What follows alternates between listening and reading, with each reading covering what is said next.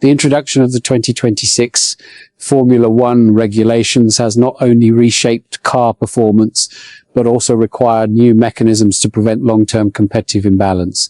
With manufacturers developing entirely new power units, the risk of one supplier gaining a decisive advantage early in the cycle has become a central concern. To address this, the FIA implemented a structured system designed to allow controlled recovery for those falling behind. Known as additional development and upgrade opportunities, the mechanism is intended to maintain closer competition without removing the incentive for innovation. In practical terms, the system focuses on the internal combustion engine component of each power unit. Performance is monitored through an index calculated by the FIA, which compares all manufacturers against the strongest reference. While the exact methodology remains confidential, the outcome determines eligibility for additional development allowances. Manufacturers whose performance falls between 2% and 4% below the leading benchmark are granted limited flexibility, including one additional homologation update in the current season and another in the following year.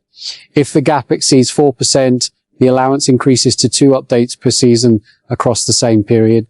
These changes are strictly regulated and cannot involve a complete redesign of the engine architecture. The evaluation process is divided into 3 phases throughout the season, each covering a defined group of races. However, the calendar disruption caused by the cancellation of Bahrain and Saudi Arabia has altered the timing of the first assessment, creating uncertainty about when the initial concessions will be granted. This structure has significant implications for teams such as Ferrari, McLaren, and Red Bull Racing, which are currently perceived to be operating slightly behind Mercedes in power unit performance. If confirmed by FIA analysis, these teams could become eligible for additional development opportunities. Ferrari team principal Frederic Vasseur acknowledged the importance of the system, describing it as a potential tool to reduce the gap to the front. Similarly, Red Bull leadership has expressed confidence that the mechanism can support progress, although they recognize that improvements will require time rather than immediate transformation. The ADUO framework also includes operational adjustments such as extended use of power unit test benches and financial considerations within the cost cap. These elements are designed to ensure that additional development remains controlled and does not create new disparities elsewhere. Crucially, eligibility is not guaranteed throughout the season.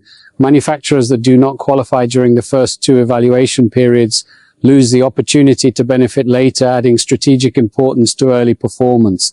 This structure encourages continuous competitiveness rather than delayed recovery. The system reflects an effort to balance technical freedom with competitive fairness, aiming to avoid the type of long-term dominance seen in previous regulatory cycles.